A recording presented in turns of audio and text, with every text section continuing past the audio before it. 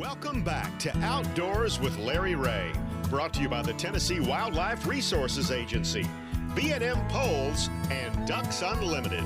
Hey everyone, it's Shelby here. You're now listening to the best of Outdoors with Larry Ray, celebrating the voice, the passion, and a tribute to the man who shared his love of the outdoors and community. Hey, good Saturday morning. Welcome to Outdoors with Larry Ray, and this is Larry Ray, and this is my voice. It continues to change. My voice is going south, and my hair's going north. So, I mean, I'm getting plenty of hair now. I got my first haircut since cancer, and the young lady looked at me, and she said, what do you want me to do with that? And I said, well, just trim it off and leave it on the top. So now I am officially cancer-free and got plenty of hair. But, all right, this is for Saturday. That means BW, that bonus Wong. And he's here in his full Ole Miss outfit. I don't know what his socks look like, or I don't want to know what anything else.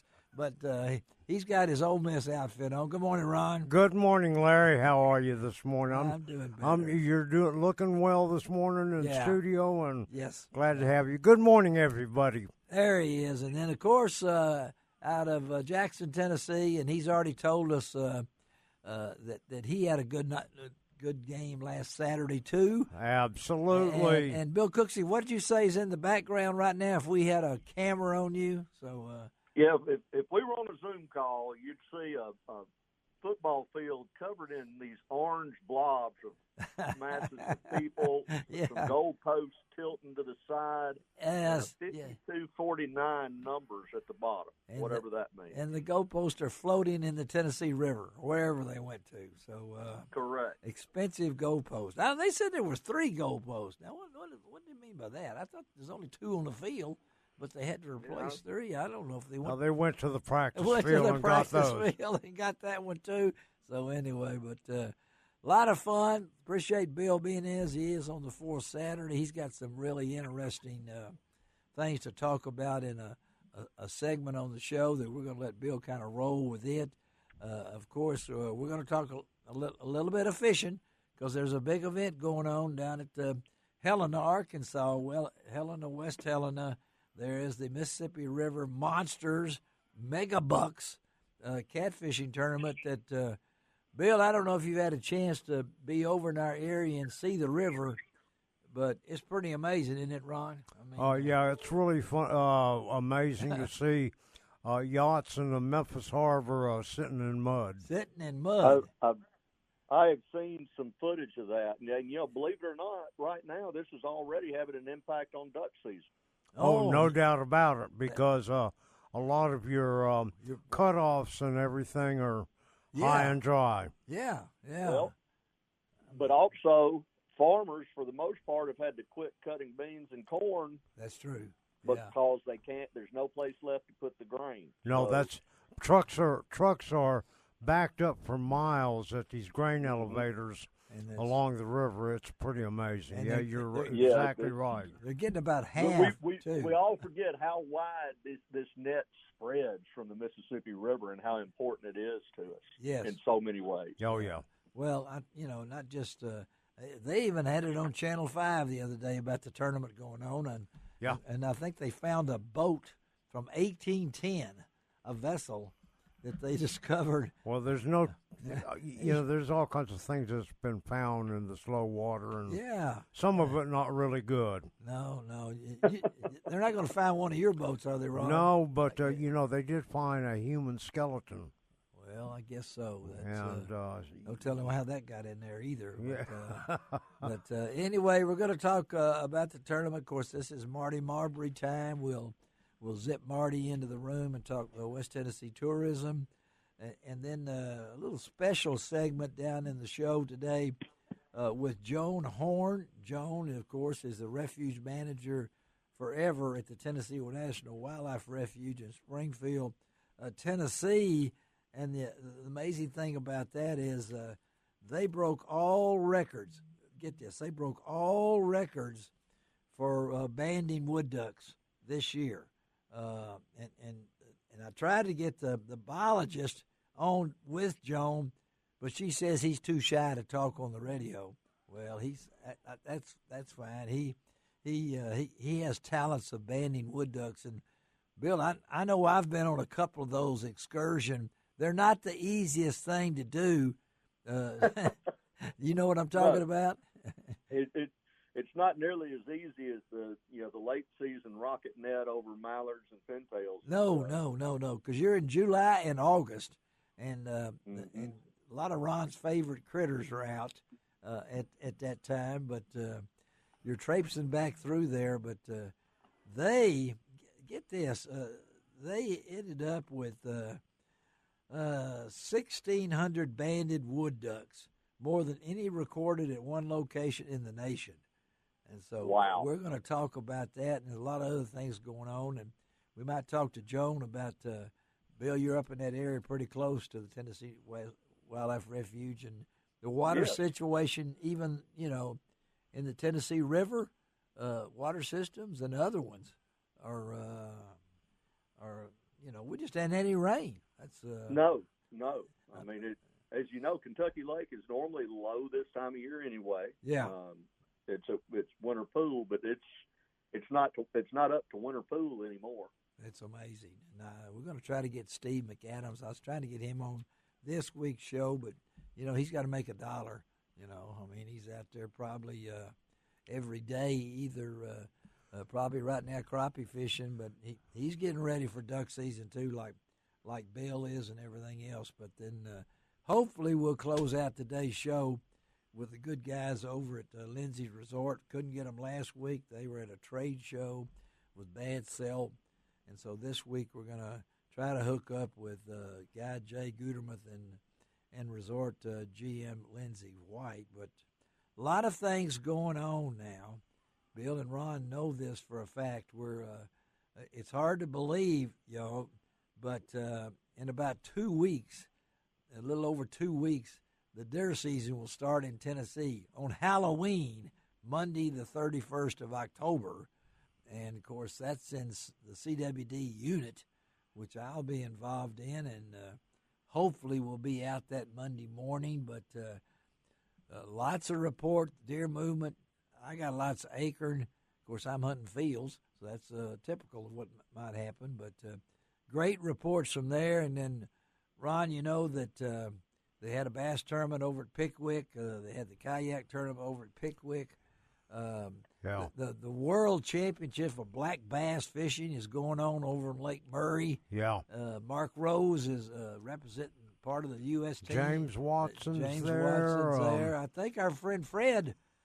Fred Boom Boom Rubanis is there. He's part of that, and that's going on. But man, there's so much. This is you think about a lot going on, and the fishing is going well right now. Papa's on it. All right. Well, water temperatures in the area lakes is somewhere between the mid 60s to high 60s. It's since all this cold front that we've had, and they'll stay about that over the next week or so.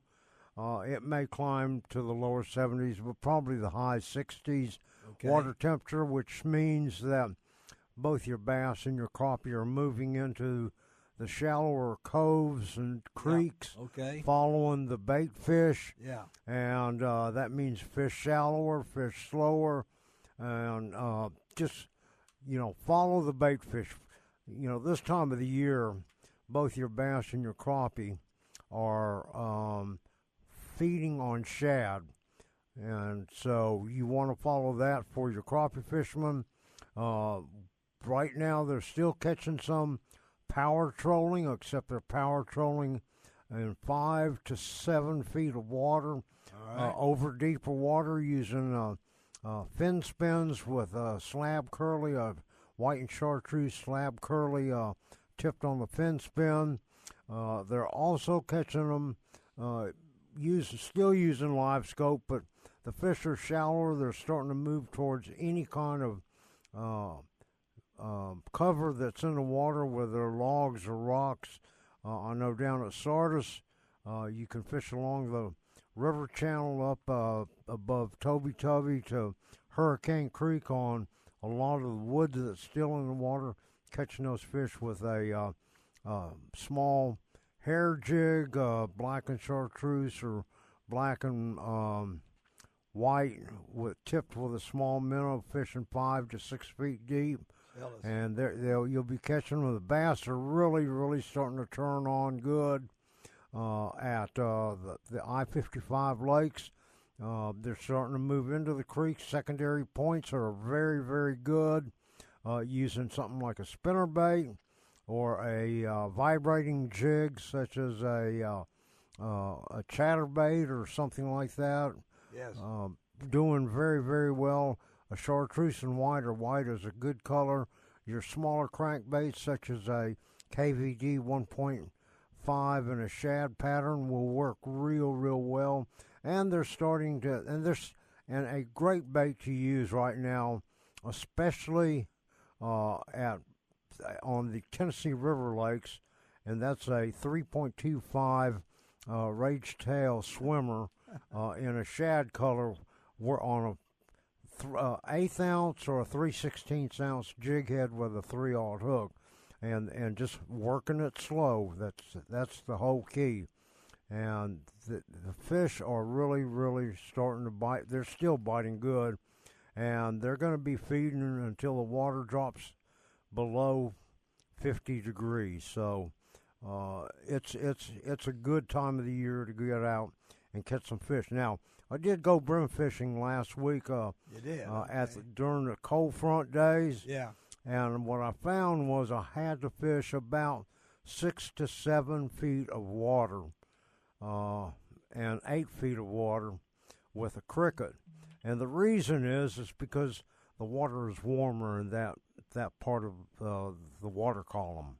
Okay. All right. And he's rolling that off over there. Doesn't even have a pencil. You know, I mean, to come out with that information, and I was concerned because, you know, we had we got 2 minutes? Yeah. Yeah, 1 minute. We went from 35 degrees to 8. Today is 82. Yeah, right. So, and by the way, for those that are fishing Pickwick, yeah, get out of the river and get in as shallow as you can. You know, in the kayak tournament that they had, they caught more fish in it than they did the regional MLF tournament. Okay. And they're fishing 1 foot to 1.5 feet, no deeper than 2 feet. All right, that's only you get on BW, on Bonus Wong, on 4th Saturday. Now, let's take a break. Bill Cooksey on the line in Jackson. Well, now he's in, what do I call you now? You're in Kentucky Lake now. Parsons, Tennessee. Parsons, Tennessee, and then Ron Wong in studio. Shelby McCall is our show producer. We'll be right back on Outdoors of Larry Ray.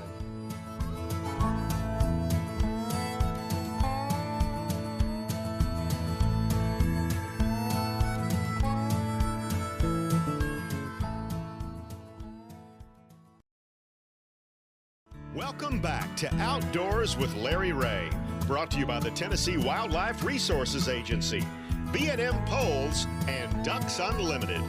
Hey everyone, it's Shelby here. You're now listening to the best of Outdoors with Larry Ray, celebrating the voice, the passion, and a tribute to the man who shared his love of the outdoors and community.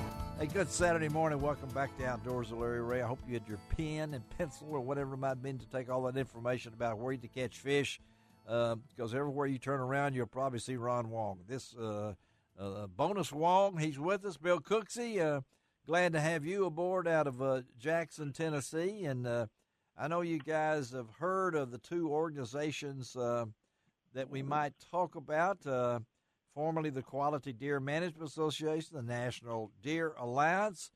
But earlier this month, those two organizations came together and formed a new nonprofit organization, and we're really glad to have on Outdoors with Larry Ray, the National Deer Association. And speaking to us right now is Lindsey Thomas Jr.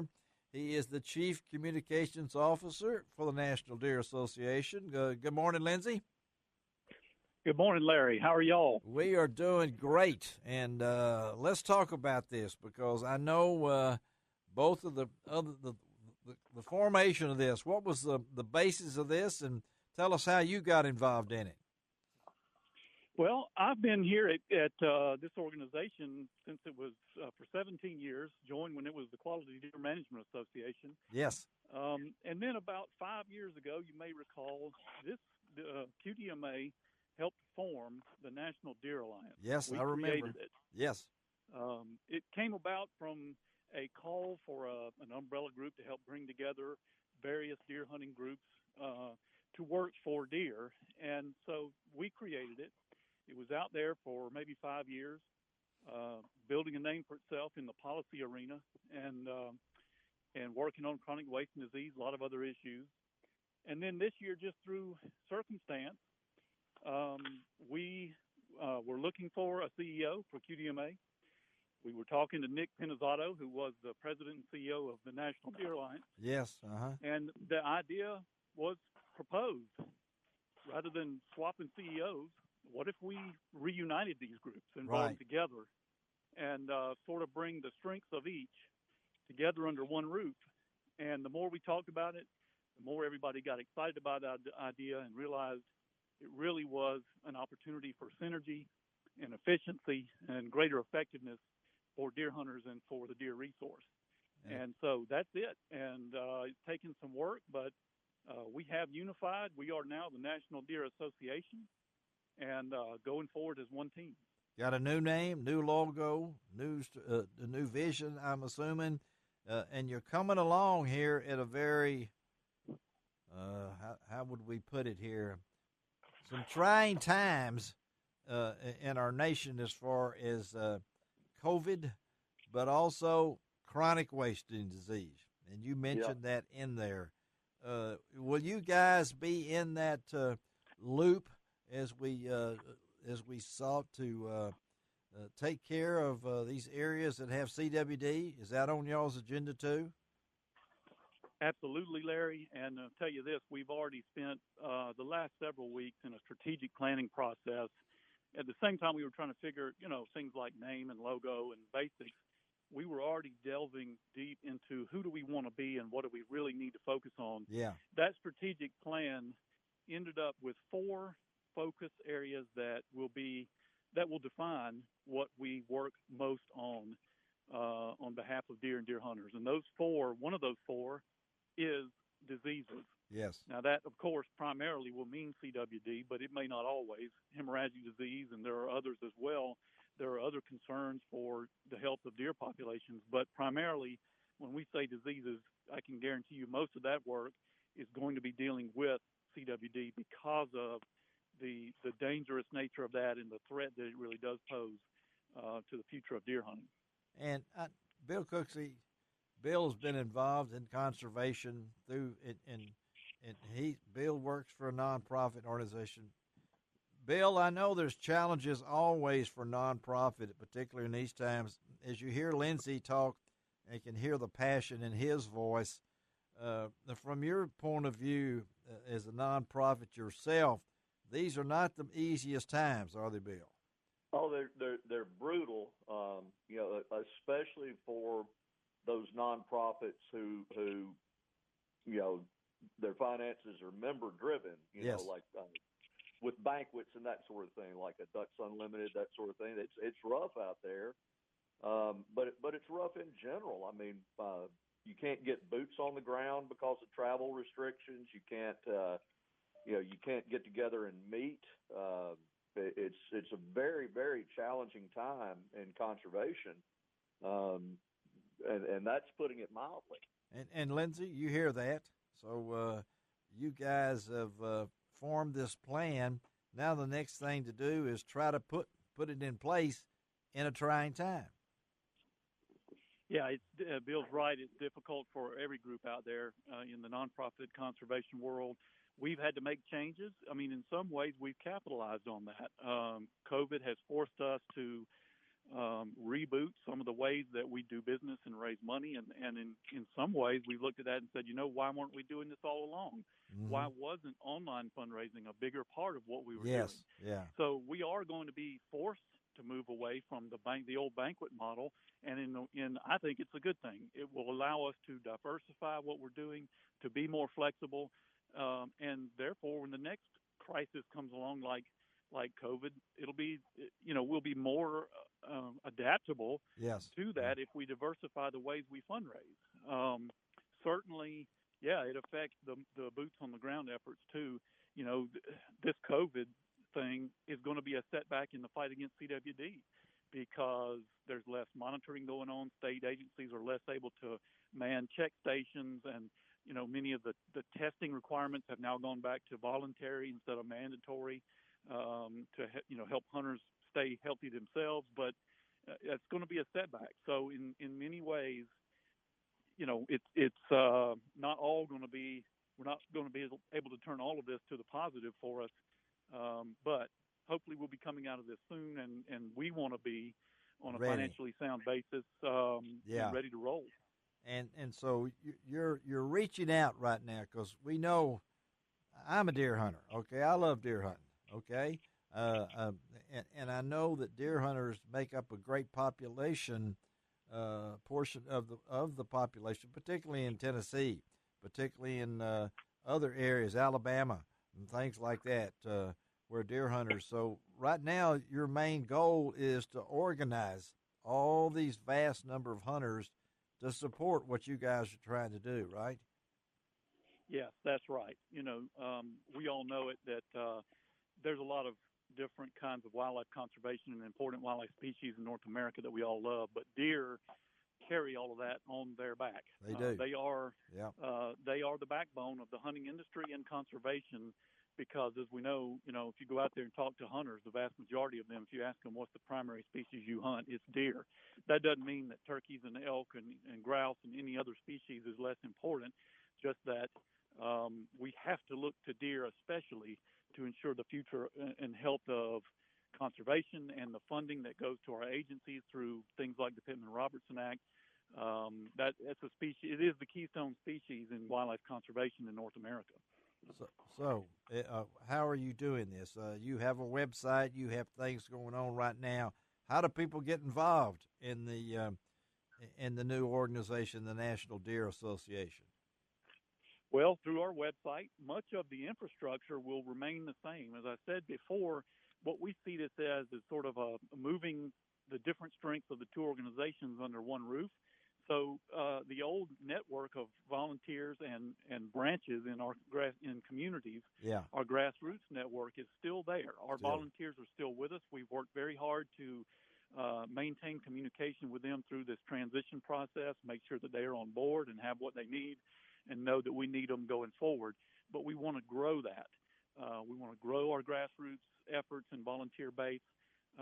But if you don't know anything about either of the groups that formed us, QDMA or the National Deer Alliance, go to deerassociation.com. That is our new web address, deerassociation.com, and find out what you can do to get involved through our branch network, join as a member and support us. One of the things that we've worked hard on this year in the transition process is being as financially efficient as we possibly can. We've always done that well. We've for several years in a row had a 4-star rating from Charity Navigator, which is an independent group that rates charities on how efficiently they spend their members' support and donations. But we want to be stronger than that. There's ways that we can save, that we can spend that money more efficiently and make sure even more of that funding is going into deer conservation. So join as a member, and rest assured that money will be going toward deer conservation, and get involved with us in a number of other ways. But through the website is the best place to start. Well, I know you folks out there. We know QDMA has been a guest on this show many times as we've talked to a lot of those different people. Lindsey, thank you for being on us with Outdoors with Larry Ray, and give them that website one more time. You got to beat it in their heads this Saturday morning, Lindsey. What is it again? Deerassociation.com. That's it. It's simple as that, and we'll have all this posted on our website, lroutdoors.com also. Lindsey Thomas, thank you, man. Have a great weekend, and we'll stay in touch, okay? All right, you do the same. Take care. All right, let's take a break, come right back, and now we'll switch to fishing. And Ron will be back with us. Bill, hang on. We'll be right back.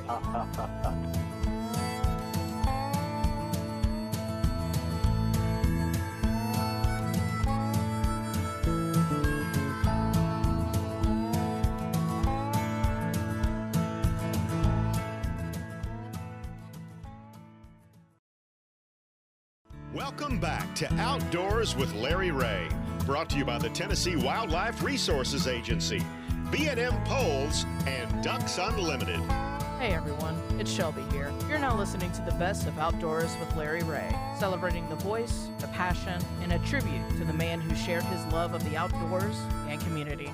Hey, good Saturday morning. Welcome back to Outdoors with Larry Ray, and really appreciate Jane Lawson, one of the 5 federal duck stamp judges. Jane, a member of the family at Ducks Unlimited, and as she went off the air, she reminded me that I did not know that her husband is Justin Lawson, a good friend of this show, formerly with Quality Deer Management, and send out my best to Justin as he adjusts to a new life after that. And, well, I'm looking forward to this. Ron has set it up, and it's always good to talk to Mr. Crappie, and it just doesn't seem possible how fast things go, that at this time last year we were talking about a vision that Wally Marshall had in Hot Springs, Arkansas. That vision is still alive. It's going to be in Branson this year, the Crappie Expo 2020. Perfect Vision is coming to Branson, and who better to talk about it than Mr. Crappie himself, Wally Marshall. Good morning, Wally.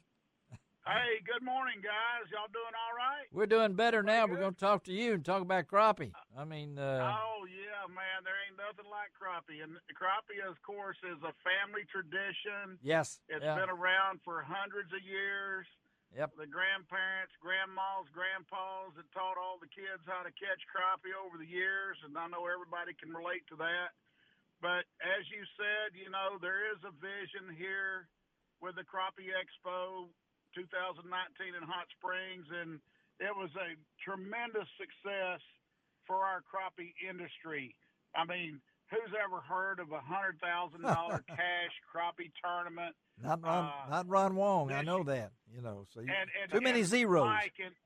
Mike and Tony Shepard won that event last year. Took home $40,000 cash. Whew. They didn't have to go sell a boat. No. Sell stuff to make money, but you know, this whole deal is cash money going into here at Branson at the Crappie Expo 2020. We're going to have, of course, a $200,000 crappie tournament. Golly. That is the Mr. Crappie Invitational Classic. Yes. Which will be held on Table Rock Lake starting on October the 29th at 7 a.m. Blast off at the Table Rock State Park Marina. So if you want to come out and watch the guys take off, salute the flag, the flag, and let everybody take off from the marina. That's something for people to see and learn more about the crappie fishing. And it's a Halloween weekend, which is real suiting, you know, right there. That we know. We got the trick or treat going on for the kids at the Crappie Expo. That's what I was. That's what I was going to ask you. Because you know we can talk. Those figures blow my mind when it comes to the Mr. Crappie $200,000 invitational on Table Rock Lake. But the expo itself, Ron, you were there last year at Hot Springs. 45,000 folks, I think. Wally, something like that. Ron, you know, you experienced it last year. What are your anticipations, Ron, when you go up here to Branson later this month?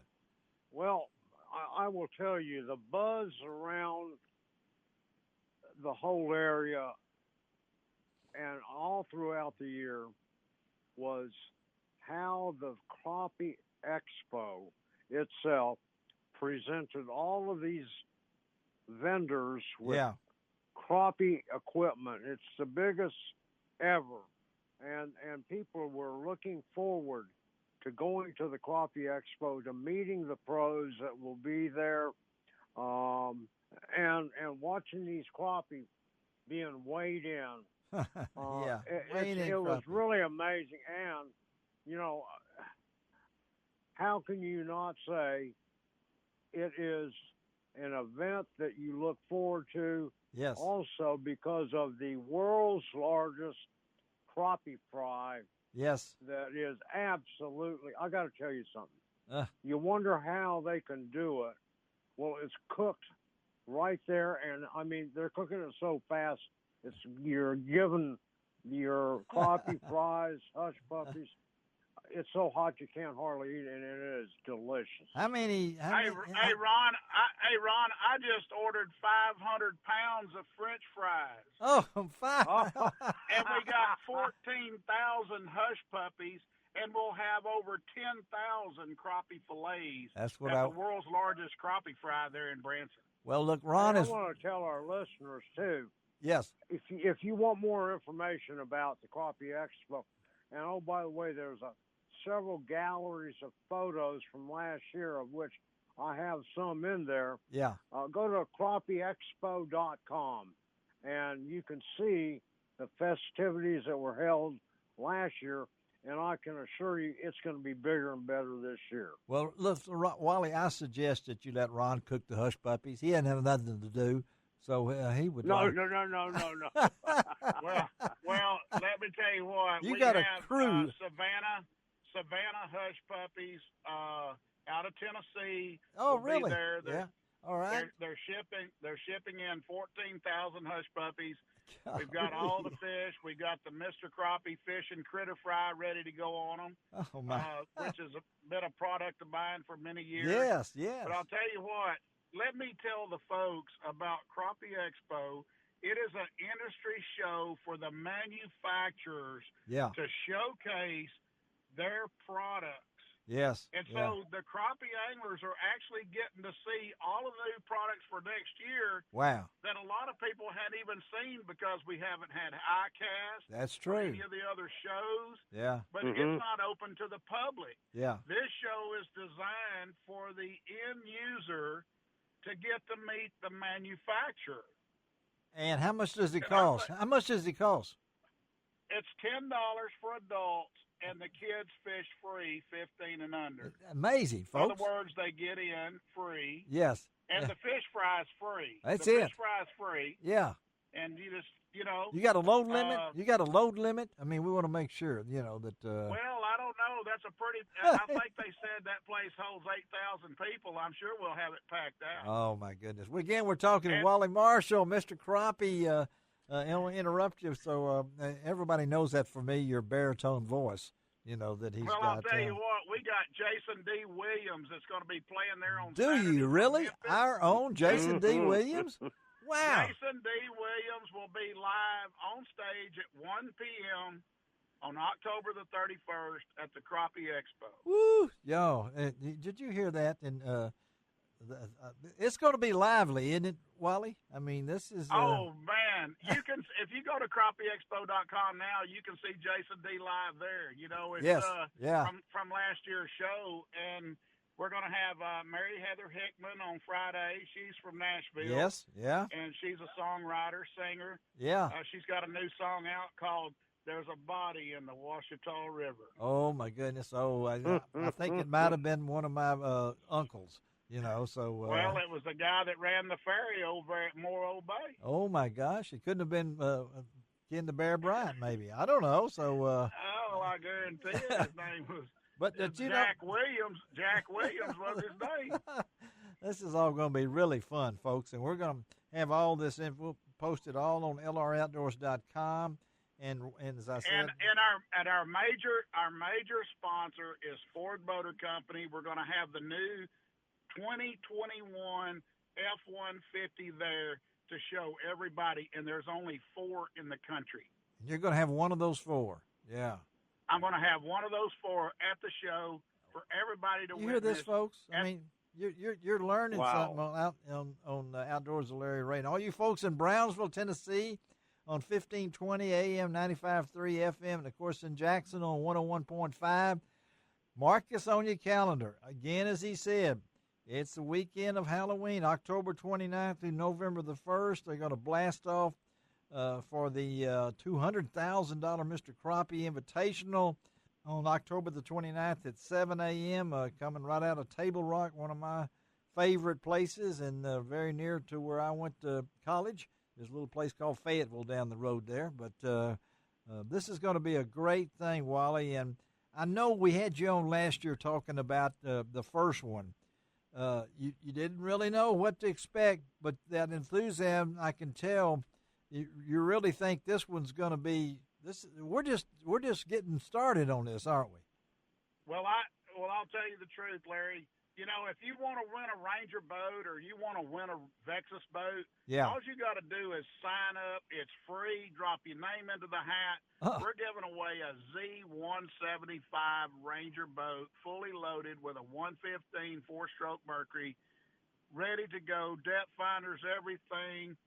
On Sunday, we're going to have the drawing about 4 o'clock.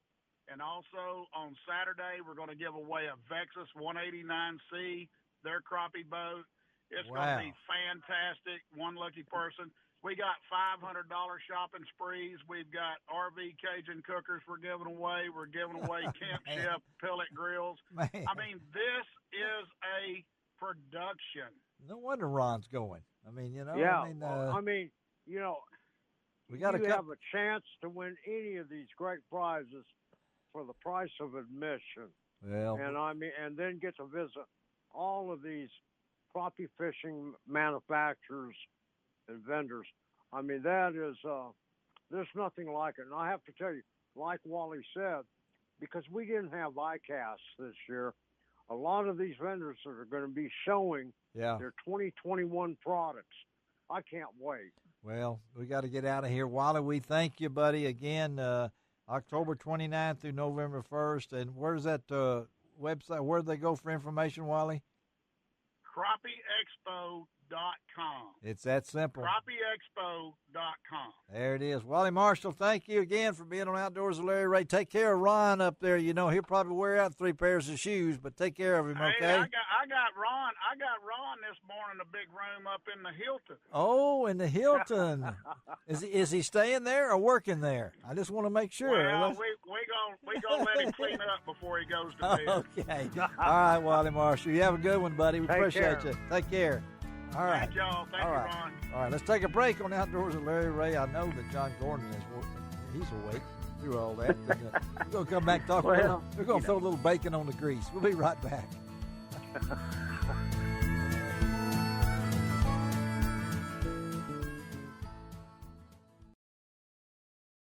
Welcome back to Outdoors with Larry Ray, brought to you by the Tennessee Wildlife Resources Agency, B&M Poles, and Ducks Unlimited.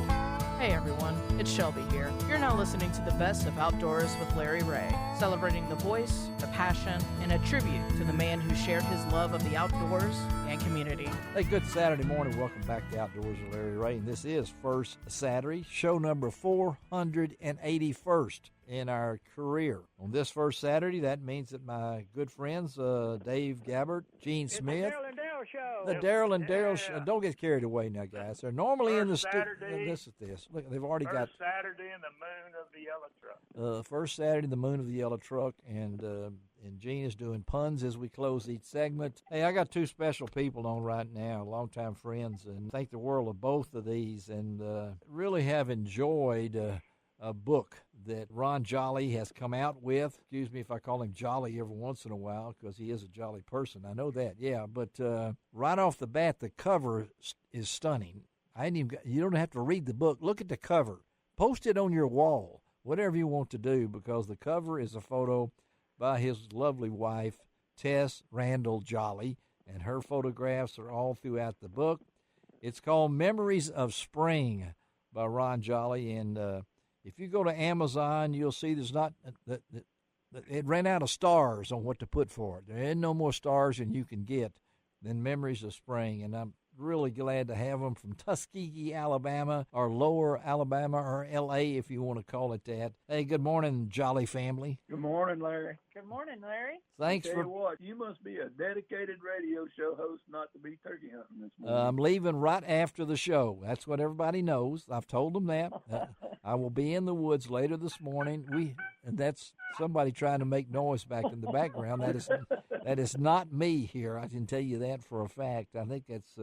I'm trying to call a turkey in. Yeah, well, you've got me. I'm here. Okay, you don't have to go any further than that. But let's talk to Ron and Tess about this book. And I told them I'm up to a certain level, and I've read it. In fact, it took me a while just to comprehend. I'm up to chapter 6. There are 217 stories, and there's a closing, which I didn't know. I don't know if I'll get to that. I'm taking so long to encompass all the rest of them. But let's talk about the thing itself. Ron, I know you've, for you folks out there and familiar with Primos and the Truth series and all those different kind of things that Ron has been involved with as a video person, as the one carrying the camera through the ridges, the thickets, the gorges, and everything else. Yeah, back in '96, he made the real decision of his life, and that's when he married Tess Randall, now Jolly, and we appreciate them spending time with us today to talk about the book. And when I look through it, guys, and like I said, I'm only up to chapter 6 and looking for tricks and no dummies and just add water. I got to ask y'all the putting together of this. Talk about that. When do you stop and when do you start, and how did you come up with the names and numbers? Talk about was that the hard part, or was it just talk about the putting the book together, Ron? Well, it started actually 20 years ago. Okay. I started writing some, and publishing some stories, and I always thought I wanted to write a book. And what actually happened, the world just kind of all came together for us this past year, and I decided I was going to do it. And Tess committed to helping with the photography, and that was a huge, huge help. Yes, yeah. And I had a goal in mind. It's 226 books. Book is 226 pages, and it's quite. It's a bunch. It's a bunch of stories, but my goal was for it not to be a hard sell how-to turkey book. Yeah. Turkey book. Yeah. And to me, my life and Tessa's life has been we've been caught up in a web spun by wild turkeys ever since we met. Yeah, okay. 25 years ago. And to me, the book is a life book as much as it is a turkey book. It's about our lives and experiences hunting and what we've done as a career with wild turkeys. Yes. And I think it's obvious by just what I've got to right now. There's a lot of heart and soul in this, Tess, isn't it? I mean, yeah, and Jolly is such a good storyteller. Yes, he is. He writes in a way that anybody that loves the outdoors can relate to. Yes. And some people call it warm and fuzzy. We just like to think of it as why we all hunt. And he's great at it. And he broke the book down into sections to where it's just a great read, because you'll laugh through some and you'll be frustrated through others, and then you may shed a tear toward the end. It covers all the aspects of a turkey hunting life. It sounds like the life and legend of the Jolly family. I mean, well, there's a lot of other people in it. Yes, there is. It's not about no. But there's so many people in here that I have to mention, folks. This book is one of those that you can read and reread. We had Jim Spencer on here a couple of weeks ago on our turkey show, and talking about his Turkey Digest. And that thing is, I can't pick it up. It weighs so much now. It's gotten to be that thing. And we've had some other authors on, but I'm going to say one thing. And when I got to chapter 3 and page 24, and it said my wife Harvey, I really I haven't. It's so far. It's my best. Okay, it's my best, and I'll explain to the folks in a little while. When you get this book, you'll understand what he means by my wife Harvey, because I used to put on a wild game show at my church, and I had a young lady every year would dress up, because it was men only, men and boys, and she would come in with mustache, all this kind of stuff. Her daddy didn't even know her. Okay? She wanted to be there. So the story is, I'm just going to give you a quick detail, is that when she was growing up, Tess was such a hunter, things like this, that she actually disguised as a male to participate in the in the hunt club. And but it is and she was Harvey during this time. So I don't know how Harvey came about. I keep thinking of Jimmy Stewart and the rabbit. But that's exactly where it came from. Is that? That's what I had. It had to come through, but I've already contacted this young lady. She's now married with kids, talking about that she wasn't the first to do that, to dress up. Again, we're talking to Ron and Tess Jolly, or just Jolly, if you want to come down to it, on their new book called Memories of Spring on Outdoors with Larry Ray. That's fabulous. If you go to Amazon or any of the other places like this, it's just great. It's by Jolly's Outdoor Visions, LLC. Now, that really sounds impressive to me, guys, when I saw that. Like most of our good ideas, it was Tess's idea. Oh, you really thought I thought it was yours? Come on now. Okay. Yeah. Well, I know you're smarter than you look. I don't know about that. I've been around it before and everything, but did you ever? You talk about in the acknowledgments, which I really love. Thank you all for sending me the copy and autograph it and everything. And folks, even the foreword by Will Primos. Will and I go back a long way. He actually made me a special mouth call that said I wouldn't gag. Well, I swallowed it, I think. I don't remember, but it was a Larry Ray special. But you guys had a relationship with you and Will. And I can tell by the stories and I really like that you did not break them down, your chapters, but, that's had the Friends chapter. I've been through that and some of the other things. So talk about the compilation of this. And I know the photo that really struck me, besides the cover, which features one of Tess's work, I know this. That's just the most, I'm looking at it right now, and I can't wait to get out of this show and go hunting just by looking at this bird on the front. But talk about the photography in this thing, Tess, about putting it together from that. I just wanted to pull images that would make people want to turn the page, that they want to keep reading along, and it's just a little break in each section that I hope that the reader will go, wow, and then I can't wait to read the next section. So those are birds that I've been photographing for over 20 years, and yes. Well, I don't know how you picked out what you picked out, because you got so many good ones in there, and I know that when we look back on this on the book itself, I've got to say it came out at a great time. Your timing was really good. I hate what we're going through right now, but I'm so happy that something good happened to you, Ron, early this year that I know had to be a thrill for you. Talk about going into the Hall of Fame. I never dreamed that God had anything like that in store for me. There you go. Yeah.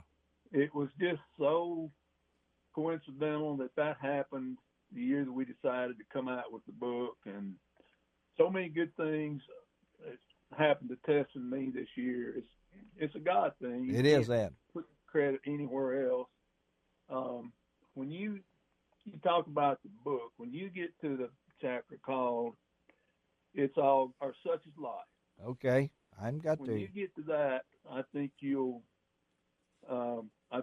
shed a tear, and you'll know most of what you need to know about Tess and me, our attitude toward turkey hunting and life in general. Yes. Because people make life worth living, and that's right. Make it the rich experience that it's been for us. And I just made so many great friends and personalities over the years that I wanted to share that in this book. Well, I think you've done that. I don't think I'm gonna let my wife read Rattlesnake, Mississippi. She don't like snakes. Okay, I may skip that when she's grabbed the book a couple of times to read a couple of the chapters. But when I got down there to Rattlesnake, Mississippi, it better be good after that. Okay, it's got to be good. Well, let me say the Hall of Fame thing was, you can't imagine how small you feel sitting in that pew chair, knowing that you got to walk up there behind Walter Parrott or Dick Kirby or Denny Govos or Paul Butsky. I mean, Nightingale. Just go. I went before then. Good for you. I'm glad. If I I'd had to go behind them, I don't think I would have done it. Well, the walk film, humbling experience that, I'm so appreciative of it. And I thank Will Primos for giving me that chance all those years ago. And it's just been a great life and a great career. Well, I'm so proud of y'all and the family, and well-deserved February 15th into the National Wild Turkey Federation's Grand National Hall of Fame. Ron and Tess Jolly. Again, folks, you can go to Amazon, Memories of Spring, and sure other outlets, right?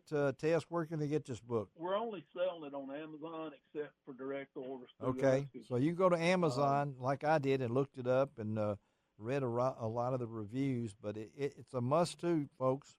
You need to have this right now. It's called Spring Memories, Memories of Spring, and on Amazon, and get it. It is a wonderful book from back to, I ain't got to, but I'm making it, though, and everything. So we would like, before we close this segment, this man is a pun master, so we need an uplifting here on this Saturday in Memphis.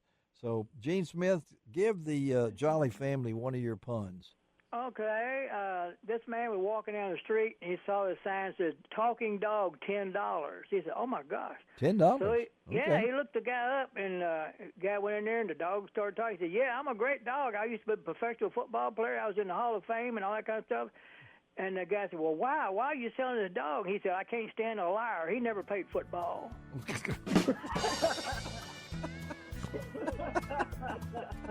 Okay, I want y'all to remember that, though. Appreciate you guys, okay? Stay in touch, all right? We'll talk to you. Thanks so much for having us. Thank you. All right, let's take a break on Outdoors with Larry Ray. We'll be right back.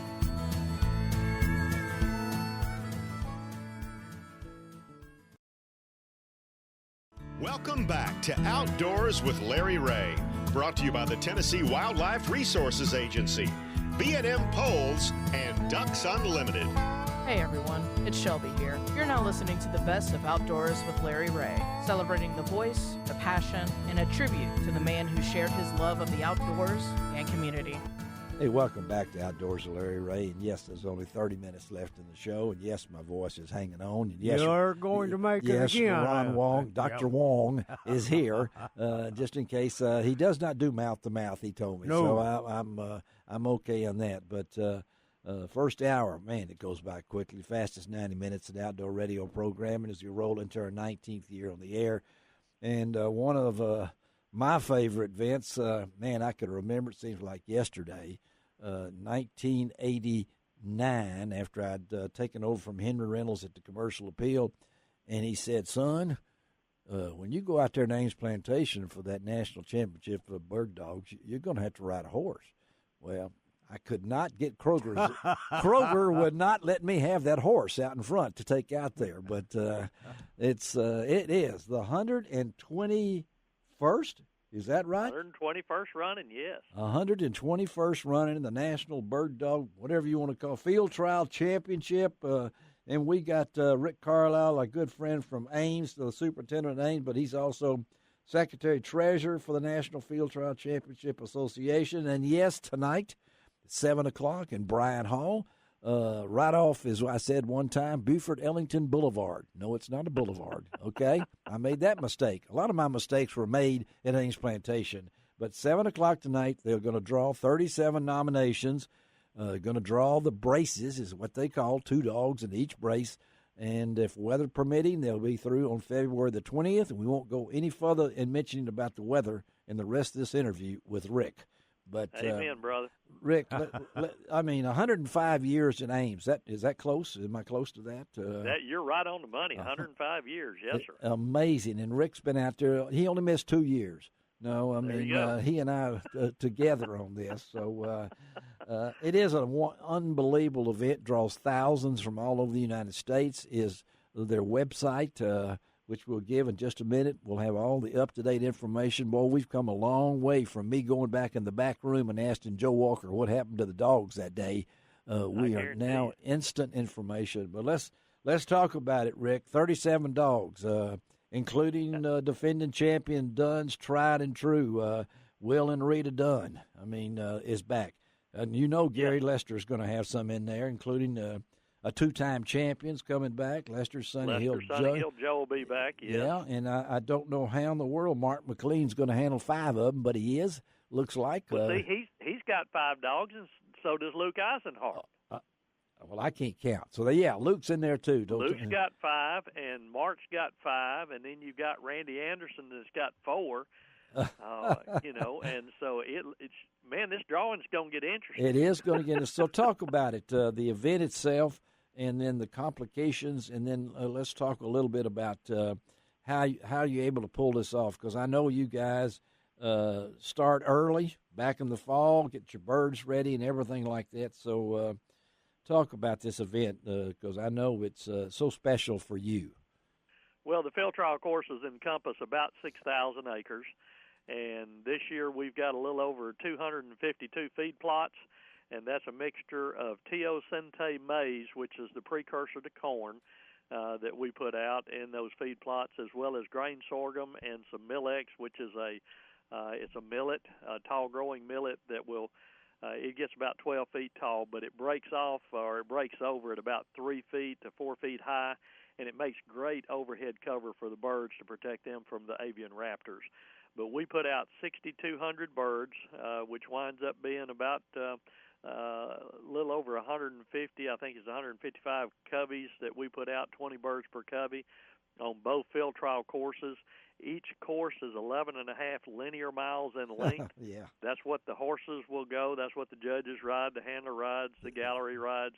The dogs don't. The dogs go more than that. Yeah, that dog, he's going to actually cover somewhere between 22 to 25 miles in that 3-hour time period. Style, stamina, and the ability to locate coveys of quail. The AIM standard. And these dogs are athletes, as Rick has taught me. And they've got to be. This is the only 3-hour stake left, and it is an endurance stake. And the judges are looking for a dog that ends that 3 hours with the same energy and enthusiasm he started that 3 hours with. And those judges this year will be J.D. Rayfield of Mount Pleasant, South Carolina, Tom Schenker of Hurtsboro, Alabama, and Dr. Stan Went of Gardner, Kansas. And if I'm not mistaken, 70 qualifying field trials to get there. There's criteria to come, and I'm looking at this, and Ron Wong has already picked. He always picks a whippoorwill, so Dr. Huffman ought to really be happy with Ron Wong.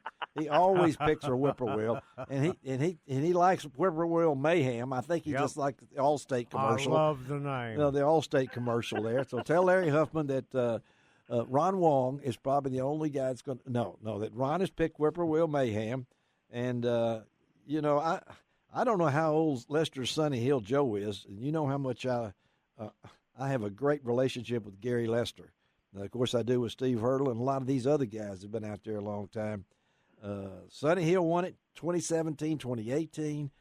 Dunn's tried and true. I love the Dunn family. Won it last year.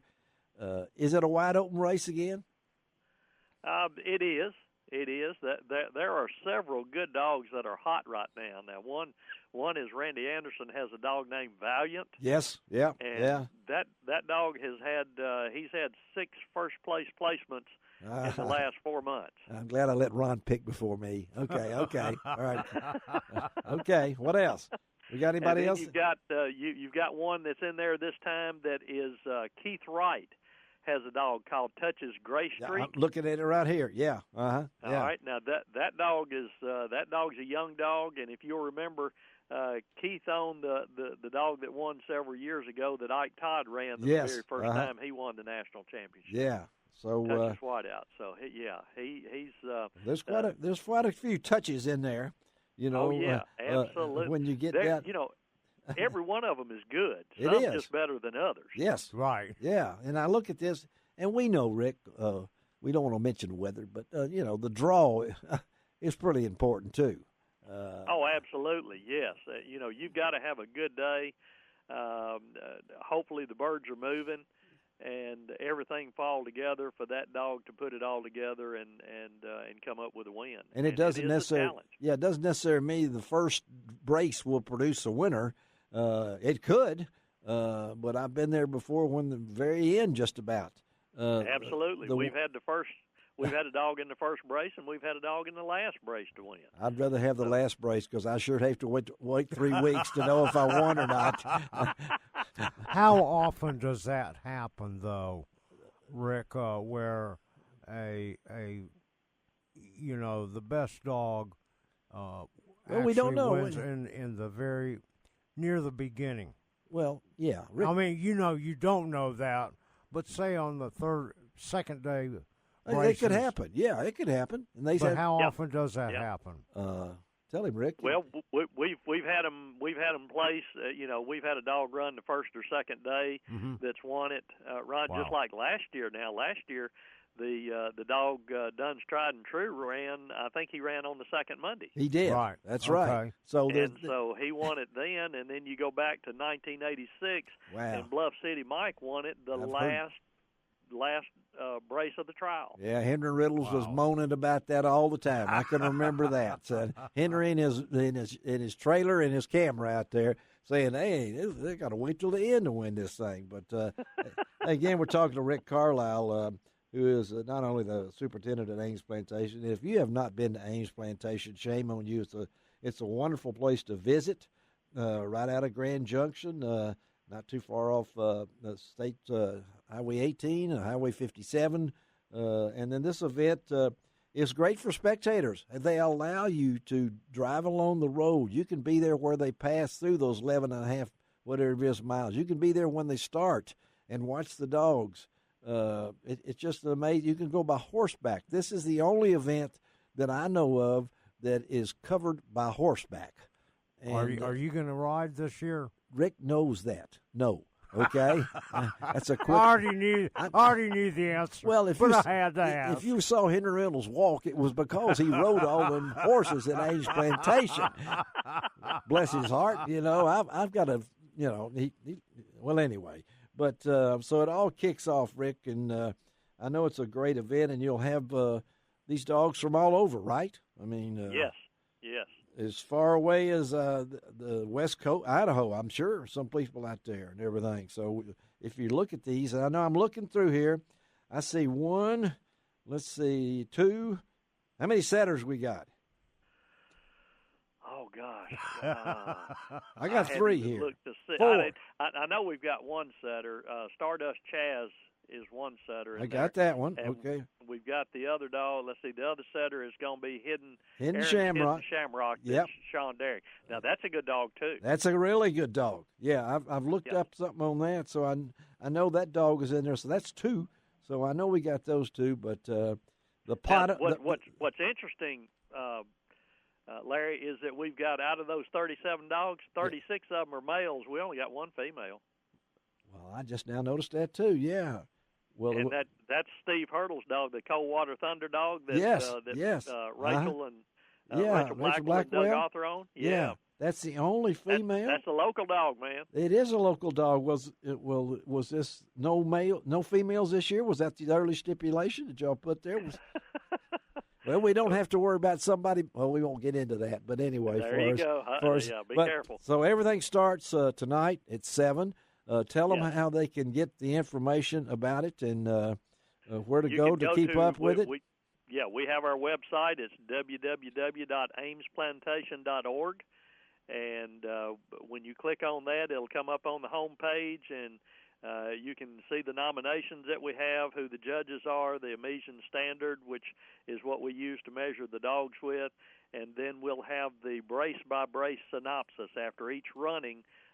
They'll put what happened in those braces on the website. Weather, everything, you can get all of that on the website. And here it goes. Ron has picked. Where's that over here, Ron? Whippoorwill Mayhem.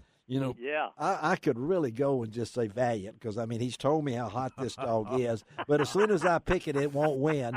Pick it, Larry. No, I'm not going to pick it.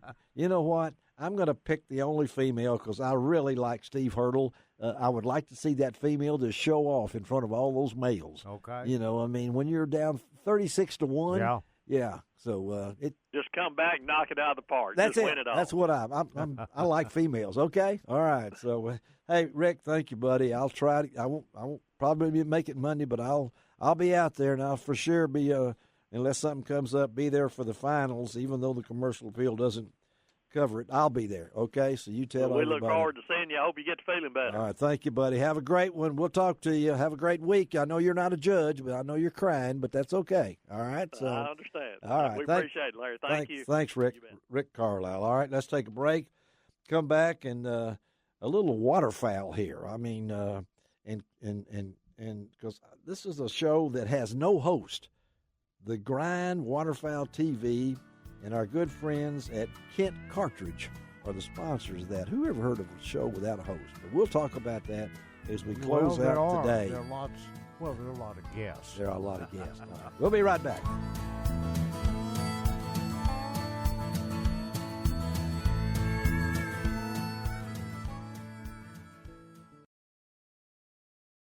Welcome back to Outdoors with Larry Ray, brought to you by the Tennessee Wildlife Resources Agency, B&M Poles, and Ducks Unlimited. Hey everyone, it's Shelby here. You're now listening to the best of Outdoors with Larry Ray, celebrating the voice, the passion, and a tribute to the man who shared his love of the outdoors and community. And welcome back on a good Saturday morning. And it is a really good Saturday morning. It is a good Saturday. You know, everything. Here we're in the 4th weekend of February. Wow. February's almost gone. Almost gone. You know, March will be around the corner. You know, my wife's flower bed thinks it's spring already. Oh, mine too. You know, daffodils and forsythia and everything. Your wife's flower bed. It's not y'all's? No. Oh, it's not. I'll haul the dirt. She does the work. Well, then, okay. You're a dirt hauler. Yeah. You know. Okay. This is one of my I'm favorite. a pilot. I pilot here, pilot there. Oh, I thought you meant P-I-L-O-T. I didn't know you flew. Okay, it's a different kind of pilot. But it's been a fast, 90 minutes. Here we are in the last segment. Thank you for coming down from Lexington, Tennessee, making that long drive. I like the drive, yeah. You know, I'll be liking the back roads and everything. Yeah, you know, and it's starting to get a little daylight earlier and earlier. Early. And daylight savings time is coming up. In March. Yeah, coming up March the 8th. Yeah, here in a couple of weeks. Right after our church wild game dinner on March the 7th. You know. But now, so I want you to introduce. You've done it. Okay. This is a special time. This is the last segment. It is. And it's not the last segment overall. No, not the last segment on today's show. Okay. All right. Traditionally, like you said, this is supposed to be the 5th Saturday show. It is. But on the 4th Saturday show. Here we go again. And we've got, and I'm really our confused. poet laureate, yeah, he's Mr. Covington, sitting over there. Has been sitting there for the past hour and 15 minutes. He said a few words. Yeah. He has said a few words. You know. But he's ready to And our pun master, my brother Darrell over here. The pun master. Yeah. This is the other brother Darrell. Yeah. Other brother Darrell. Yep. Hunter. So is it time? Education is it guru. time for Charles Covington? It is almost time for Charles, but I want to ask brother Darrell over here. You said something about a Hunter Ed class coming up? Oh, yeah, we got one after I leave here, we're going to Shelby Forest on Willow Lake Drive. Oh, okay. We got 30 kids going to shoot this morning. It was a online class. Okay. And it's time, I'm going to put a pitch in if turkey season's right around the corner. It is. It's coming up. I have a class before turkey season. Okay, and, we'll do that. You're a pretty classy guy. Thank you very much. But you're talking about Safari Club International? They gave me a nice award one time. Well, did you know the president lives here in Memphis? I went to the meeting, and what happened, I had a couple of young men with Down syndrome, and they were smart. I mean, even though they're going to be kids all their life, but they were really good. It really made me feel good to pull them through the class. But they knew everything. Well, they took them out west to do some kind of goat hunting. They were weird-looking goats. I guess it's... okay, that's enough. Yeah, okay, you've done enough. Let's get on to the... Okay. So without further ado, he's wetting his lips over there. He's wetting his lips. Okay. Clear your throat, Charlie. He's got his own music. All right, and this is called.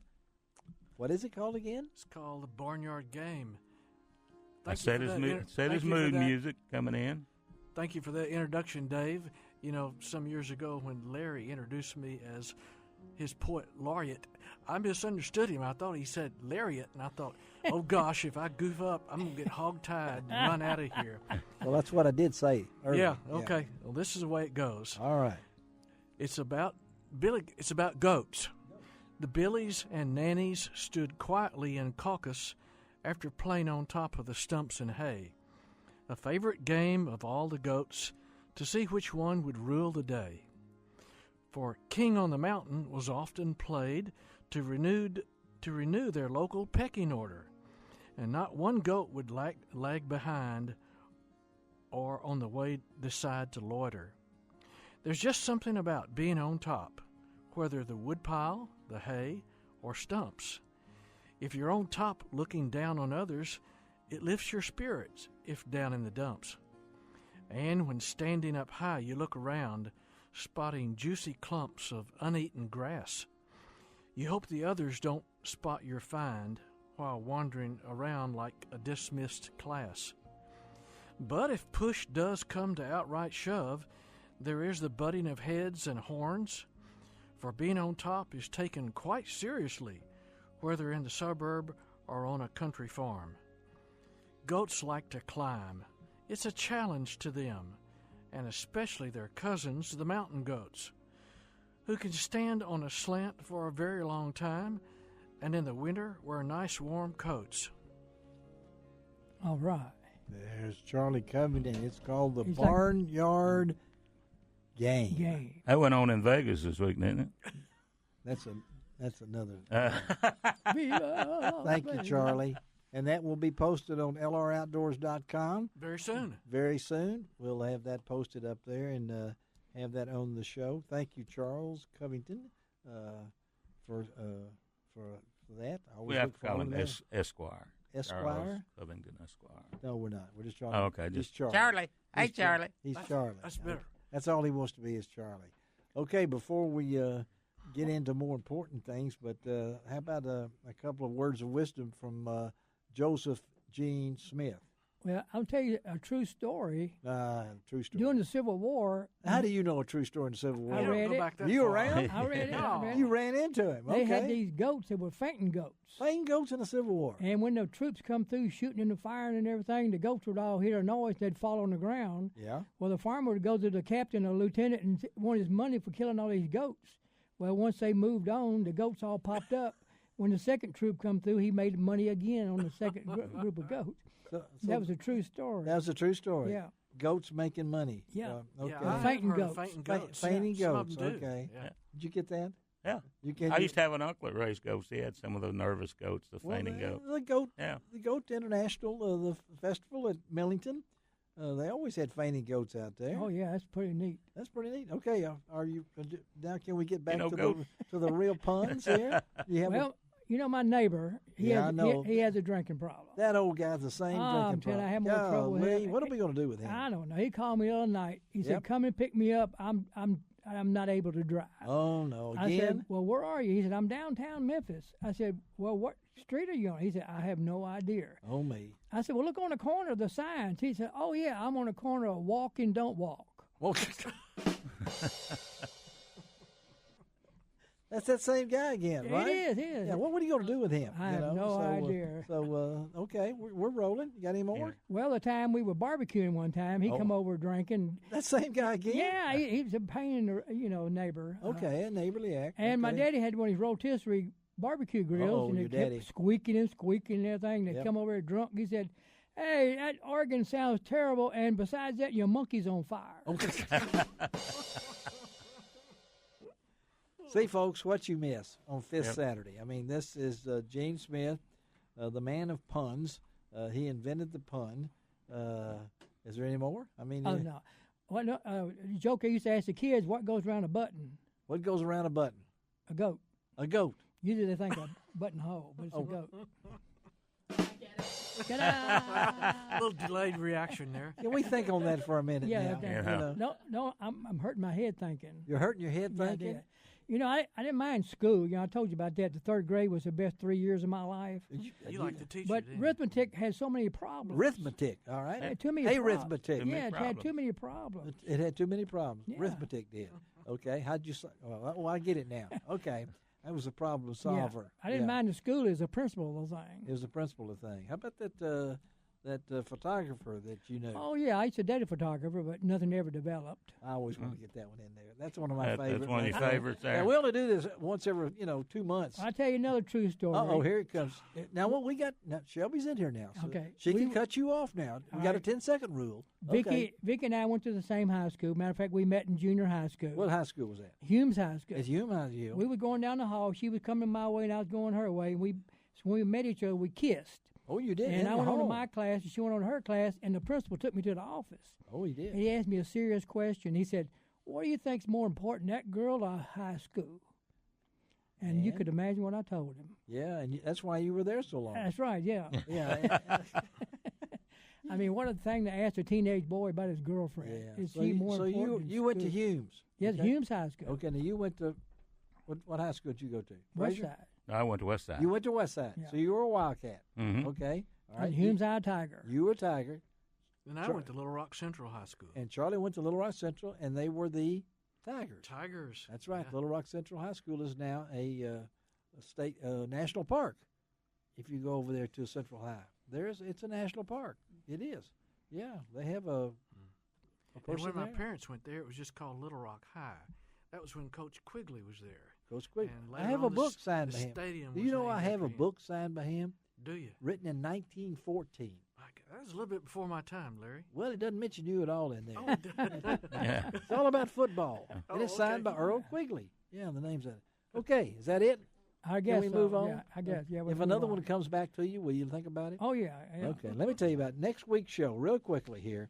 No puns intended. Mark Menendez, Bill Lowen, Matt Airy, John Cruz, Keith Combs, all going to be on next week's show as we talk about the Bassmaster Classic. And we're also going to throw in Cody Huff. Cody was supposed to be on today's show. I messed up. Cody Huff of Bethel University, who has qualified, get this, from Bethel University to the Bassmaster Classic. And so we'll have that. And, of course, Samantha Guy will be on. We'll have all the stuff going on about the Classic. And Ron Wong will be here, and Mark Copley of Strike King. And don't forget, the Pick the Winner contest is now. It's real simple. All you got to do is go to lroutdoors.com, click on the entry list, look through all those 53 names, pick out the angler you think will win, and then how many pounds of fish will he catch over that period, 6th through the 8th of March on Lake Guntersville. And then email it to lroutdoors@att.net, and you might have a chance to win the Lose Strike King gift pack. And believe me, if Wong is putting together a gift pack, no one knows how to put together a gift pack better than Wong and Mark Copley.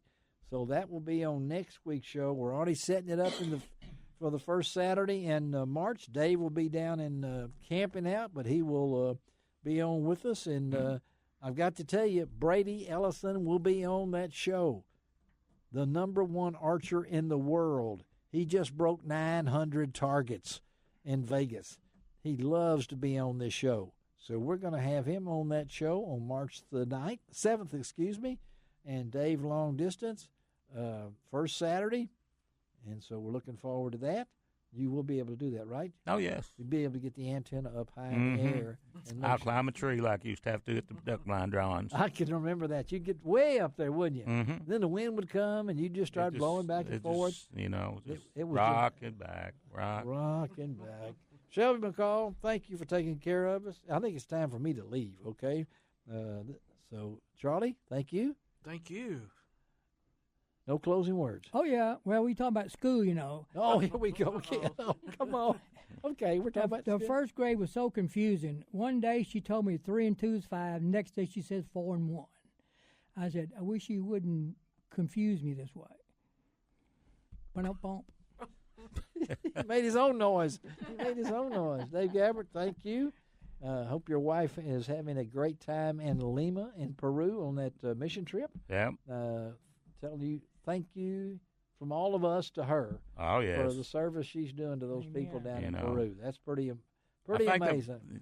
the worst, I guess the worst part is all those lima beans. It's lima beans. Lima beans. I'm sorry, in Peru. But, yeah, it's getting rid all the shots.